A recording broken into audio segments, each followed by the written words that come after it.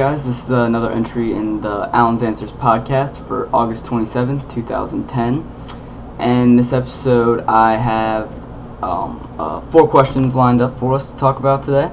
And the first one comes from Monica P, and she asks, in reference to philosophy, what is knowledge? So I felt like I should talk about this one because I've talked about knowledge in the past. I wrote a post about it and things like that.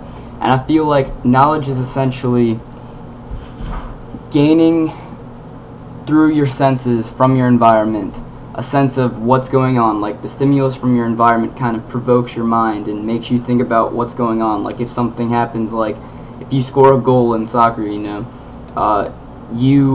environment, then all the crowds, all the fans screaming, you see the ball going in the net, just all these different environments interact back on you and you realize that you scored a goal, So in respect to knowledge, there's so much information that goes on in the world and so much information that you need to kind of pay attention to, and through that all that information gets processed, and then all of that stuff that you've learned then turns into knowledge, which you can then spit out again or use to your advantage in the future. Like in school, you learn information, facts about in textbooks and stuff like that, and then that becomes your knowledge, and then you utilize that to get a good grade on a test and stuff like that. So it's basically being aware and conscious of all the facts that go on into life. So that's pretty much basically what knowledge is, in my opinion.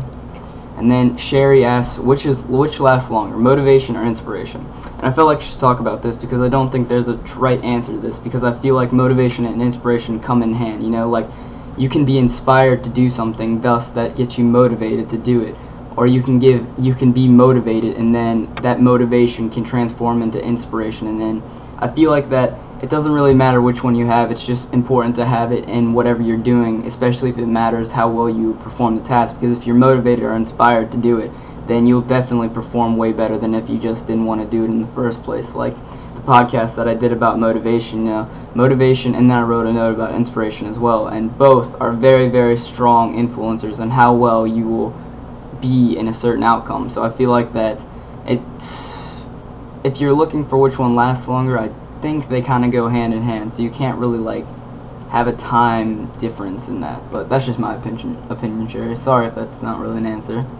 And then exclamation marks asks, what does selfish mean? Also, why and what makes people become this way?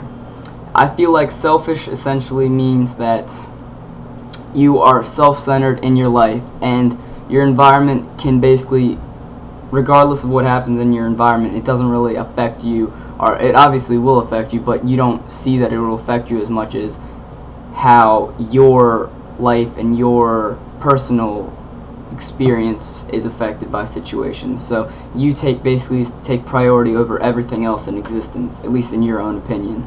And this selfishness, I guess he also mentions, why do most people who you describe as selfish seem happy?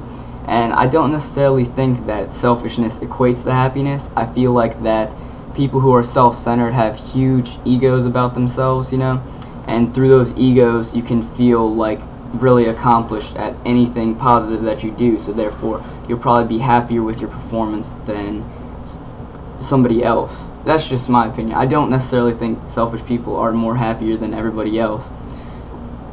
And I think people become selfish because maybe their environment or something hurt them in the past, where it comes to the phrase, if you want something done right, you got to do it yourself. Just that mentality that the world is unreliable and you have to take everything into your own hands. That's not necessarily leads to what selfishness, because it is good to be self-starter and good to take things into your own hands, and sometimes depends on the situation, but it's good to be involved and try and improve the situation like it is now. But if you constantly feel like that you're the best and you're the only one who can do it, and then therefore because of that you will only spend your resources on yourself and not share the wealth or anything like that, therefore that will make you selfish. So that's just my opinion on it. Hopefully that answers your question. And then Cool Shoes asks, without the essence of work, would humans have a meaningful existence? So she's basically saying that without work, the humans would have nothing to do.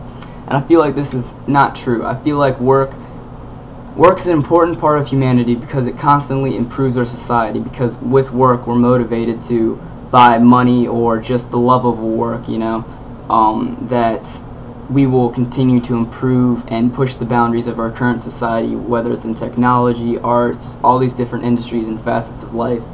And so I feel like it's a very important part of society. But without it, I still think that we would have a meaningful existence, because there's so many things out there in the world. While there may be a lot more periods where you're bored because it's a distraction and could be considered a form of escapism because you get away from your normal life, you know.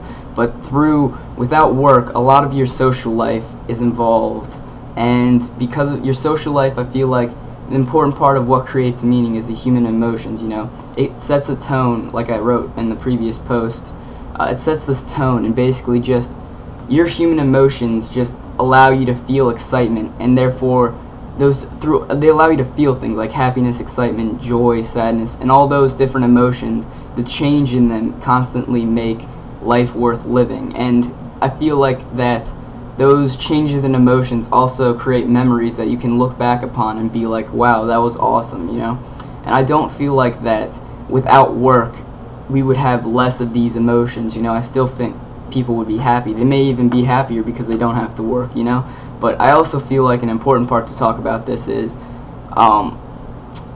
work and daily routine. I feel like that they say that we're slaves to money. I feel like that's not necessarily true. I feel like money is a huge and very influential part in what we do in everyday life, but I feel like that when you consider work, you have to kind of define the difference between work and play, because play, I guess, in a sense, is more enjoyable and entertaining, and work is just like, oh, I gotta go do this, you know. But they don't necessarily have to be two things, you know. If you want to work, but you also enjoy your work and consider it playtime, then that's even better, and then that creates even a more meaningful existence in your life that doesn't necessarily just be considered work, you know. Because you can be doing work and it doesn't have to be a job to do work, you know. So I feel like that there are just too many variations to this question, and I feel like that straight up, if there's no work, then I still feel like we would have a meaningful existence through emotions and love and all these other relationships that form meaningful memories, and then just continue on and feed for us to look towards the future and be happy to see the next day, you know. So that's just my opinion about it. Hopefully that answers your question, Cool Shoes, and hopefully I've provoked your guys' minds. Hopefully you'll maybe answer or ask a question on Yahoo Answers, and I might answer it as well. So hopefully I'll see you guys out there, and hopefully I'll see you watching the next one. So see you tomorrow. Bye.